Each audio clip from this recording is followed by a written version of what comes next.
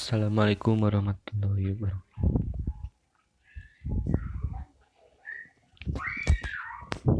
Di sini saya akan menjelaskan proposal yang telah saya buat. Oke, saya membuat aplikasi counting. Bab 1 pendahuluan, latar belakang. Di sini saya menjelaskan terlebih dahulu bahwa zaman sekarang itu memang sangat membutuhkan teknologi untuk membantukan pekerjaan lebih mudah. Contohnya menggunakan aplikasi. Dengan adanya aplikasi berbasis mobile, para pengguna dapat mudah mengerjakan sesuatu menjadi lebih mudah dan cepat, berbeda dengan cara tidak menggunakan aplikasi ya. Tidak menggunakan aplikasi itu manual seperti kita kalau menghitung barang menggunakan tangan atau apa manual dihitung. Kalau menggunakan aplikasi itu lebih mudah. Oke, di sini karena saya terinspirasi menghitung itu saya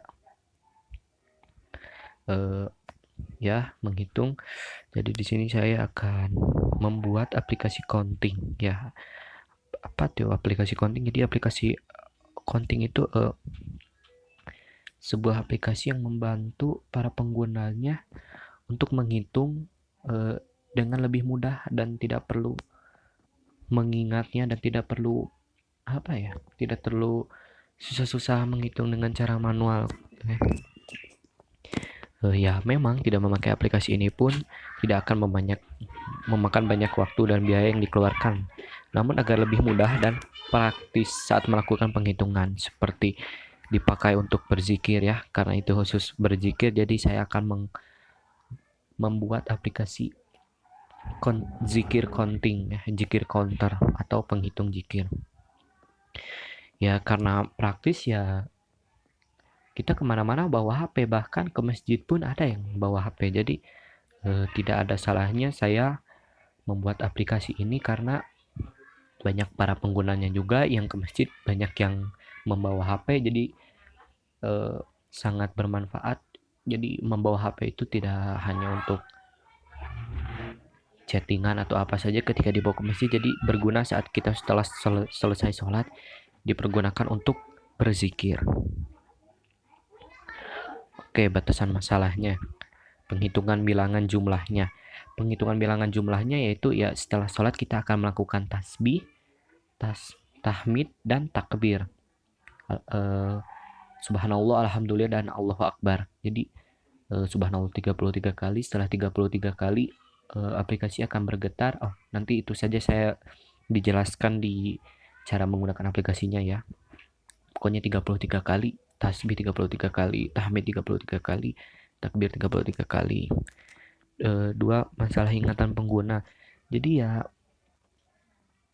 tidak banyak, namun pasti ada saja para orang yang setelah melakukan sholat berzikir namun lupa. Jadi ulang dari awal lagi. Memang tidak lama sih, tapi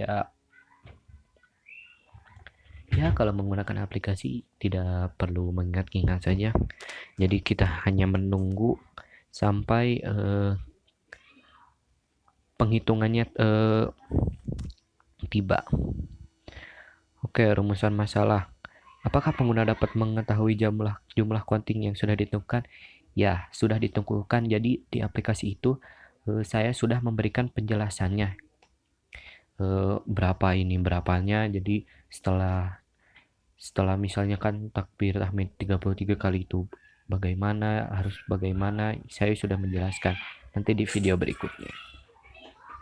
2. Bagaimana pengguna agar tidak lupa saat menghitungnya?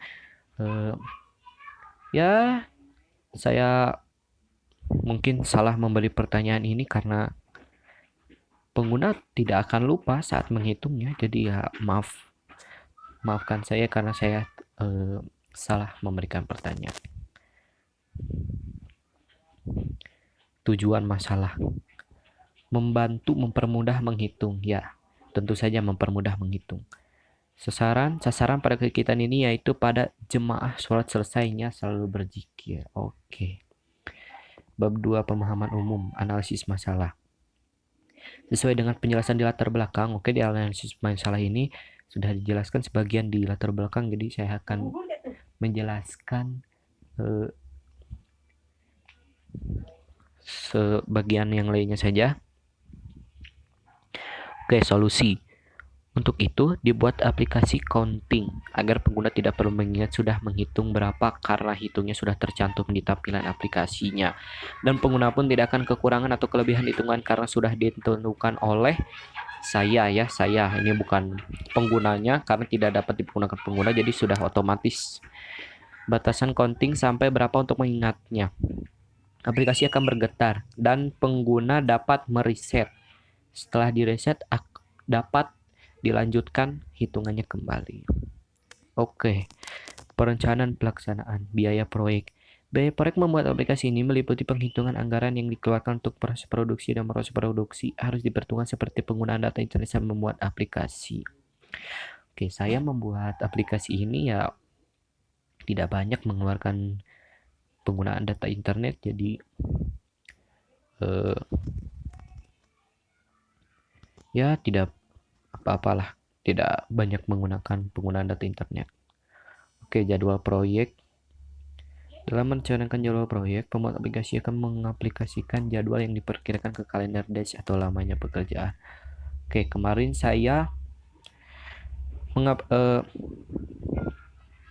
jadi saya mengerjakan proyek ini, saya sudah menentukan hari-harinya dalam 3 hari ya. Lusa, kemarin dan sekarang terakhir sudah beres. Oke, tim pelaksana. Jadi di sini saya tidak mempunyai tim pelaksana atau apa-apa. Jadi saya di sini hanya mengerjakan individual atau sendiri. Oke, bagian 4, desain dan perencanaan pengumpulan data. Jadi saya melakukan berbagai cara untuk mendapatkan informasi tentang aplikasi yang akan dibuat. Di antaranya melakukan observasi melalui internet baik dalam teks maupun video. Oke, memang ya pengumpulan data seperti gambar-gambarnya, image, suaranya, dan ya suara dan image-nya saya mengumpulkannya melalui internet.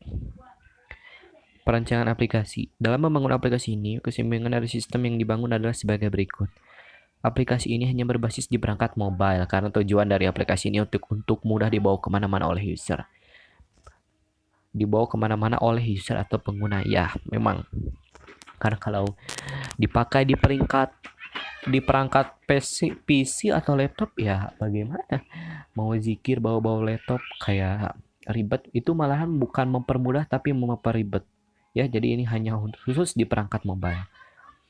Aplikasi ini dibuat untuk khusus orang yang berzikir tanpa menghitung manual. Ya, jadi seperti yang kita tahu bahwa kita berzikir menghitung manual ya, menggunakan jari atau ingatan, dan itu kadang memakai jari juga mudah, tapi kalau yang belum terbiasa itu ya kayak gimana aja gitu. Jadi kita di sini membuat aplikasi yang untuk belum terbiasa sangat direkomendasikan, yang sudah terbiasa juga boleh menggunakannya ya, relatif.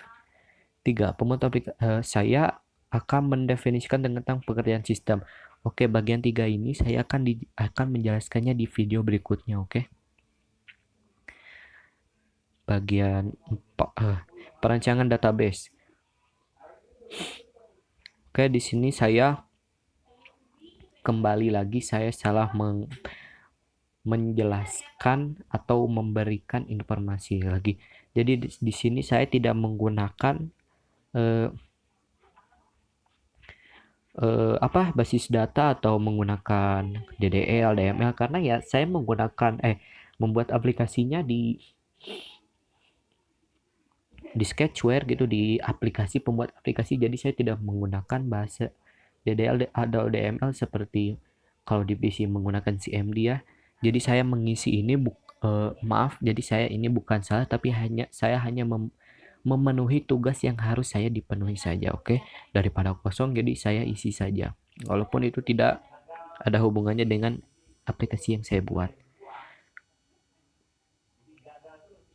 Oke, perancangan user interface di sini ada yang berhubungan, ada yang juga tidak. Yang berhubungan seperti user familiarity ya, menggunakan istilah, konsep, dan kebiasaan user, bukan komputer. Di aplikasi itu saya menggunakan kebiasaan user seperti ya apa ya? Oh mungkin tidak ada ya. Maaf maaf, maaf. Eh, Mungkin di perancangan ini yang ada hubungannya adalah oke, yang 5 user guidance. Di sini sistem manualnya bukan online tapi offline ya. Menu help. Jadi menu help itu saya sudah bukan di menunya tapi saya sudah dijelaskan melalui definisi ya di aplikasinya itu di halamannya. Di situ saya sudah dijelaskan bagaimana cara mengerjakan sistemnya. Dan captionnya juga itu sama saja. Oke, bagian terakhir penutup, pesan dan kesan. Kegiatan membuat aplikasi ini dapat membuat peserta didik semakin meningkatkan kreativitas dan ketekunannya. Sepertinya saya kurang kreativitas karena ya aplikasinya saya hanya sederhana saja, tidak eh, memerlukan desain-desain yang cantik. Terjadinya keselarasan dan kesesuaian antara program pendidikan dan kebutuhan dunia usaha. Mungkin saja aplikasi ini dapat dipergunakan untuk kebutuhan dunia usaha. Mungkin aplikasi yang saya buat sudah banyak dan dikembangkan dan sangat dibutuhkan oleh dunia usaha. Pemberian tugas kepada peserta didik untuk memberi solusi teknik ilmu pengetahuan bagi pihak instansi. Ya, itu ada hubungannya dengan yang nomor 2. Nomor 4, sebelum memulai semua aktivitas di lapangan hendaknya berdoa. Oke guys, ini memang sangat penting ya. Apapun yang kita lakukan atau apapun dimanapun kita berada, kapanpun, sebelum memulai semua aktivitas di lapangan, hendaknya berdoa agar apa yang dikerjai diridhoi oleh Allah. Kerja keras yang tanpa diiringi doa itu memang percuma saja. Tapi kalau kerja keras yang diiringi oleh doa, pasti guys, proses tidak akan mengkhianati hasil. Oke, kesan. Membuat aplikasi adalah kegiatan yang menuntut siswa agar belajar kreatif, disiplin, dan menuntut agar dapat bekerja dengan menerapkan segala pengetahuan dan keterampilan diberikan selama di sekolah maupun belajar di internet. Oke, di sini saya membuat aplikasi ini karena saya sudah diberikan pengetahuan dan keterampilannya di pelajaran PWPB ya, pemrograman web. Jadi saya terinspirasi dan ya jadi saya daripada ribet-ribet membuat aplikasi yang membuat saya malah menambah beban pikiran dan stres. Jadi saya membuat aplikasi yang sudah diberikan materi dan itunya, jadi saya tinggal menyempurnakan dan ya tinggal menyempurnakan semuanya. Oke, saran atau kritik. Oke, di sini sangat panjang, saya bacakan bagiannya saja. Ya memang menjelaskan. Menurut pendapat saya, di era kemajuan teknologi yang sedang pesat ini, generasi selanjutnya perlu melakukan berbagai perbaikan di segala bidang yang sudah ketinggalan zaman. Seperti saya tadi ya, jadi teknologi ini sangat dibutuhkan di masa ini, bahkan saat untuk masa depan nanti. Jadi kalau kita melakukan semuanya dengan kerja manual atau eh, zaman-zaman dulu, jadi itu sudah ketinggalan zaman. Memang zaman sekarang sudah banyak teknologi untuk memproses lebih mudah dan cepat, namun masih saja ada orang yang melakukan produksi suatu barang dengan cara manual atau hanya menggunakan tenaga kerja tanpa membutuhkan teknologi. Ini tentunya sudah ketinggalan zaman. Contoh makanan, produksi makanan harus membutuhkan teknologi agar dapat memproduksi massa karena makanan ini sangat dibutuhkan manusia setiap hari untuk kelangsungan hidup. Ya, memang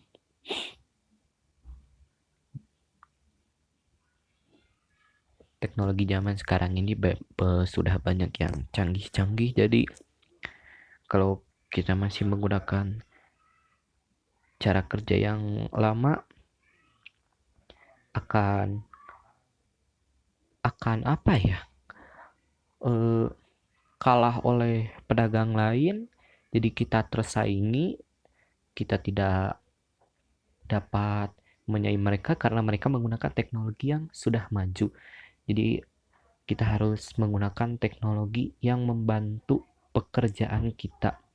Walaupun di usaha kita ada tenaga kerja, namun tenaga kerja juga ada batasnya. Kecepatan dan banyak produksinya tidak secepat dengan teknologi zaman sekarang. Oke. Jadi generasi selanjutnya harus dapat memberi teknologi yang tidak memberatkan seperti biaya teknologi yang mahal dan ribet bagi semua para produksi makanan, barang, dan lain-lain. Oke, mungkin saja para produksi yang massal yang masih menggunakan tenaga kerja tanpa menggunakan teknologi itu karena ribet dan biayanya yang sangat mahal. Jadi saya eh, menyarankan kepada generasi selanjutnya, termasuk saya ya, saya juga generasi selanjutnya harus dapat memberikan teknologi yang tidak dapat memberatkan seperti biaya teknologi yang mahal dan ribet bagi semua para produksi massal. Karena makanan, barang, dan ya yang membutuhkan produksi massal itu ya sangat membutuhkan teknologi karena itu sangat dibutuhkan oleh orang setiap hari, bahkan setiap jam, setiap menit itu sangat dibutuhkan.